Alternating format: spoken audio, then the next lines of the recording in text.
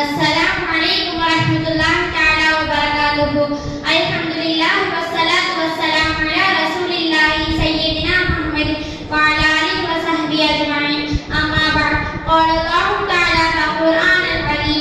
A'udzu billahi minasy syaithanir rajim. Bismillahirrahmanirrahim. Warattilil Qur'ana tartila.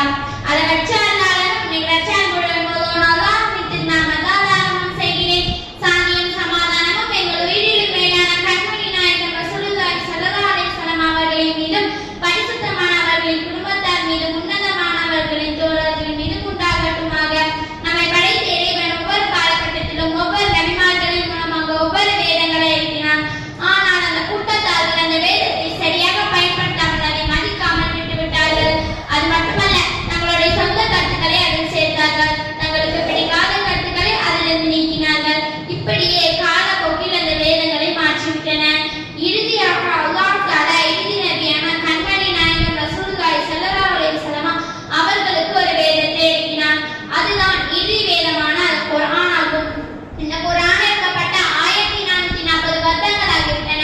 இன்னும் இது பாதுகாக்கப்பட்டுக் கொண்டு வருகிறது. நீ கியாமத் வரை பாதுகாக்கப்படும். காரணம் என்னவென்றால் அதை இறக்கி வைத்த அல்லாஹ்வே அதை பாதுகாக்கும் பொறுப்பை எடுத்துக் கொண்டான். இதை பற்றி அல்லாஹ் இப்படி கூறுகிறான், இன்னா நஹ்னு நஸல்னா ذிக்ர வ இன்னா லஹு லஹாஃபிலூன்.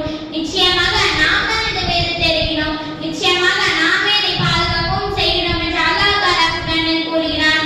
அன்பிற்குரிய அல்லாஹ்வின் நல்லடியார்களே, நான் அதை பாதுகாப்பினேன் என்று அல்லாஹ் சொன்னான். அதை பாதுகாப்பதற்கு நம்மை தான் தேர்ந்தெடுத்துள்ளான்.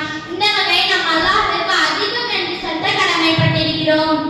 குர்ஆனை சரியான முறையில் பாதுகாக்க வேண்டும் என்றால் அதை அதிகமாக ஓத வேண்டும். அதை அதிகமாக ஓத வேண்டும் என்றால் அதனுடைய சிறப்புகளை நாம் தெரிந்து கொள்ள வேண்டும். அன்பிற்குரிய அல்லாஹ்வின் நல்லடியார்களே, குர்ஆன் ஓதுவதற்கு எண்ணற்ற சிறப்புகள் இருக்கிறது. உலகத்தில் நாம் யாரை பார்த்தும் பொறாமைப்படக்கூடாது. பொறாமைப்படுவதை அல்லாஹ்வும் சரி, நபி ஸல்லல்லாஹு அலைஹி வஸல்லம் அவர்களும் சரி அதிகமாக கண்டித்திருக்கிறார்கள்.